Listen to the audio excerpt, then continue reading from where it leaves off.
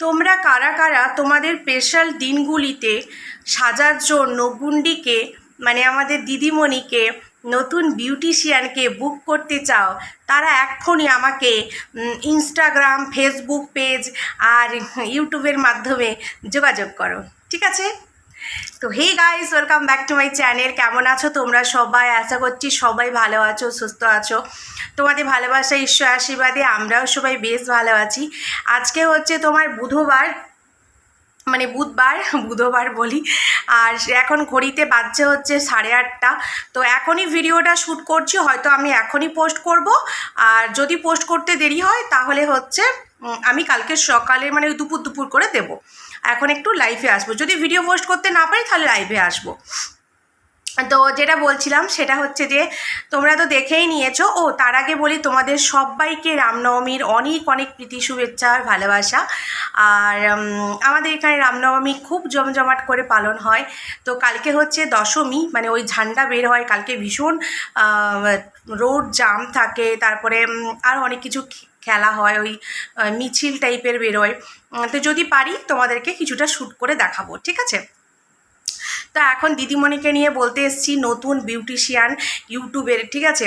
তো ইউটিউব তো যেতে বসেছে, আর সেটা ওর সম্পূর্ণ নিজের দোষে। যতই তোমরা ঘোড়ামুখীকে বা আমাদের মতো কন্ট্রোভার্সি ক্রিয়েটারদেরকে যতই গালি দাও, কিন্তু একটা কথা সত্যি, যতদিন ওই যার নামে কেস করেছে, যাকে তোমরা ওই নামে ডাকো, যেটা আমি বললাম একটু আগে, তো সে যতদিন কিন্তু কন্ট্রোভার্সি করতো বা আমরা যতদিন কন্ট্রোভার্সি করতাম ততদিন কিন্তু ওর ভিউজ ঠিকই ছিল, ঠিক আছে? কন্ট্রোভার্সি ওকে নিয়ে যেদিন থেকে বন্ধ হয়েছে, শুধুমাত্র এই সব চলছে, সেদিন থেকে কিন্তু ওর একদম ভিডিও একবারে ঢাপ হয়ে গেছে, চ্যানেল একবারে ঢাপ হয়ে গেছে। তো এখন আমি ফ্যানটা চালিয়েই ভিডিওটা শ্যুট করছি, তোমরা প্লিজ একটু আওয়াজটা ম্যানেজ করে নিও গো, কেন কি ভীষণ গরম। আর এতটাই গরম যে পাখা না চালিয়ে ভিডিও করতে পারবো না। আর এখন লাইন নেই, এটা ইনভার্টারের লাইন, তো সেই জন্য এসিটাও চালাতে পারবো না। তো যাই হোক, এসি খুব একটা চালাইও না, বিল আসে, প্রচুর বিল আসে। তো যেটা বলছিলাম সেটা হচ্ছে যে তো আমাদের দিদিমণি এখন নতুন পথ বেছে নিয়েছে। আর সেটা কি পথ? সেটা হচ্ছে যে কোণে সাজাবো। পুরো ট্রলি ভর্তি করে নিয়ে গিয়ে কোণে সাজালাম। তো তোমরা দেখেইছো বা সবাই জানোই কোণেটাকে। তো সেই ভিডিওতে বেশ ভালো ভিউজও পেয়েছে কিন্তু। তো কোণেটা হচ্ছে ছোটো আয়াকে সাজিয়েছে। তো ওখানে প্রচুর কমেন্ট পড়েছে, এবং যে কমেন্টগুলো একটাও কিন্তু ভালো কমেন্ট না, ভালো কমেন্ট খুব কম ছিল, আর খারাপ কমেন্টেই বেশি ছিল। যারা নিরপেক্ষ বিচার করে তারা কিন্তু যেটা সঠিক সেটাই বলেছে, আর যারা একটু দয়া মায়া দিয়ে বিচার করে, খুব ভালোবাসে আমার দিদিমণিকে, তো তারা একটু মন রাখার জন্য বলেছে হ্যাঁ ভালো হয়েছে, নেক্সট টাইম ভালো করে করবে, হেন তেন অনেক কিছু। তো বলি বন্ধুরা, আমাকে যদি কোনো দিন এই দিদিমণি মানে আমাদের গুন্ডি ফ্রিতেও সাজাবে বলে, মানে বিনা পয়সায়, তবুও কিন্তু আমি সাজবো না, বাপরে বাপ, ওর যে মাথাটা বেঁধেছিল দেখেছো তোমরা? মনে হচ্ছে ওটা কি সাজ বলছিল জানো? রিসেপশনের সাজটা ঠিকই আছে, কিন্তু ওর মেকআপটা একদম হেভি মেকআপ হয়ে গেছে বন্ধুরা। বলো আমি ঠিক বলছি কি না? কেন কি দেখো, যার ফেস যেরকম, তার ফেসে কীরকম মেকআপ করলে ভালো লাগবে সেটা কিন্তু একটা দক্ষ যে বিউটিশিয়ান হয় তারা কিন্তু দেখার সঙ্গে সঙ্গে পর্যবেক্ষণ করে নেয়, বা তাদের একটা আইডিয়া দিয়ে তারা বুঝে যায় যে এর চুলটা এভাবে বানাবো, এরকে শাড়িটা এভাবে পরবো, বা অনেক কাস্টমারের যেরকম রিকোয়ারমেন্ট থাকে সেই হিসেবে তাকে ওরা কিন্তু গাইড করে যে আপনি যদি এটা করেন তাহলে আপনাকে এটা ভালো লাগবে না, কেন কি আপনার ফেসটা এইরকম, তো আপনাকে একটু হেভি মেকআপ করলে ভালো লাগবে বা হালকা মেকআপ করলে ভালো লাগবে। মানে ওগুলোও কিন্তু ওরা ডিসাইড করে কীরকম জুয়েলার্সে আছে, তো তোমার কাছে জুয়েলার আছে, কীরকম তোমার কাছে শাড়ি আছে, ঠিক আছে, সেই সব কিছুর ওপর কিন্তু ডিপেন্ড করে। তো এখানে হয়ে গেছে কি, মানে ন্যাজে গোবরে একাকার। এখানে হয়েছে ওর মুখটা তো এইটুকু, মুখটা ওর এইটুকু মেয়েটার, ঠিক আছে, চোখ দুটোও ছোট ছোট, মুখটাও এইটুকু, একটা মানে 14-15 বছরের মেয়ের মুখ আর কত বড় হতে পারে বলো? তো সেই জায়গায় ওকে লেন্স পরানো হয়েছে, মানে ওর যে কী যন্ত্রণা, মানে কী যে কষ্ট পেয়েছে মেয়েটা ও নিজেই জানে, কিন্তু বলতে তো কিছু পারবে না, বাবা মামির এক্সাম বলে কথা, কিছু বলা যাবে না। তো লেন্স পরানো হয়েছে, তারপরে একটা হেভি মেকআপ করা হয়েছে। মানে সত্যি বলছি, তোমরা যারা যারা তোমাদের স্পেশাল দিনগুলো এরকম বাঁদরের মতো সাজতে চাও, জাস্ট লাইক জোকারের মতো, তারা কিন্তু গুন্ডিকে বুক করে নিও, ঠিক আছে? ওর ইনস্টাগ্রামের আইডি তো বলে দিয়েছে, সেই আইডিতে গিয়ে তোমরা বুক করে নিও। তোমরা যারা যারা বাঁদর সাজতে চাও তোমরা খুব তাড়াতাড়ি গিয়ে ওকে বুক করে নাও, এখন থেকে বুক করে রাখো। বুকিং খুবই লিমিটেড, ঠিক আছে? প্রচুর অর্ডার ম্যাডামের কাছে, প্রচুর বুকিং পড়ে গেছে এখনই, তো সেই জন্য বেশি বুকিং কিন্তু নিতে পারবে না। তোমরা আগে থেকে বুকিং করো, তাহলেই কিন্তু তোমরা বুকিং পাবে, নাহলে কিন্তু তোমরা বুকিং পাবে না। তো তারপর সাজটা কি দিয়েছিল তোমরা তো দেখেইছো। চুলটা তো একদমই খারাপ ছিল, মানে খারাপ মানে কি বলবো, মানে সেই চুলটাকে যে ওই রকমভাবে র্যাপ করেছিল, করার পর যদি একটা ক্লিপ দিয়ে আটকে দিত তাহলে মনে ভালো লাগতো। মনে হচ্ছে চুলটা মানে যে সনলুড়ি হয় না, সেই লুটির সন পাপড়ির মতো গোল গোল গোল গোল করে আলাদা আলাদা আলাদা আলাদা করে দিয়েছে। মানে কি বাজে একটা লাগছিল দেখতে, সত্যি বলছি, বিশ্বাস করো। মানে ও কি বলতো, ও মানে ভালো করতে যে ওভার করে দেয়, যে কোনো জিনিসে ও ভালো করতে যে ওভার করে দেয়, আর এতটাই ওভার করে দেয় মানুষ তখন গিলতে পারে না। সেটা ওর ইউটিউবের ভিডিও হোক বা ওর সাজানো হোক। ইউটিউবের ভিডিও ও এত জ্ঞান দিয়ে ফেলেছে মানুষকে, এত ঝুড়ি ঝুড়ি মিথ্যে কথা বলে ফেলেছে, মানুষ আর হজম করতে না পেরে ওর ভিডিও দেখা বন্ধ করে দিয়েছে, ঠিক আছে? তো সেটাই যদি একটু অন্য ব্লগারদের মতো একটু কম কম দিত, তাহলে মনে হয় ওর এখনও ভিডিওটা রিচটা এত ডাউন হতো না, চলতো। তো এটা একটা পয়েন্ট।